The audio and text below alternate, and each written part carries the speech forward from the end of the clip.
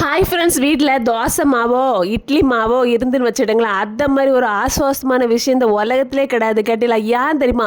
அந்த மாவை பார்த்தோன்னா நமக்கு அடுத்து என்ன சமைக்கணுங்கிற அந்த எண்ணமே வராது. ஏன்னா சுடுடா இட்லியா, சுடுடா தோசையா, அவிடா இட்லியா, அப்படியே நமக்கு தன்னறியாமல் இந்த ரெண்டுலேயுமே நம்ம முடிவெடுத்து நின்றோம். அதுக்கப்புறம் யார் என்ன சொல்லலாம் நம்மளாம் அசரவே மாட்டோம்.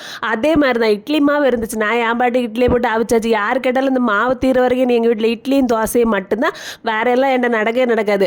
நான் அதெல்லாம் சரி இட்லிக்கு நம்ம ஏதாச்சும் செய்யணும்னு சொல்லிட்டு சாம்பார் வச்சுருக்கேன் பார்த்துருங்க. அதுக்கப்புறம் இந்த கொத்தமல்லி கீரை சட்னி இருக்குல்ல, அது வச்சேன். நான் இந்த சட்னி வைக்க அவசரத்தில் இருந்த அத்தனை கொத்தமல்லி கீரை அந்த சட்னிலே போட்டுட்டேன். நான் சாம்பாரில் போடுறதுக்கு இல்லை. அப்புறம் சரி கருவேப்பிலையை போட்டு அப்படியே அழகாக அலங்கரித்து வச்சுட்டேன் பார்த்துருங்க.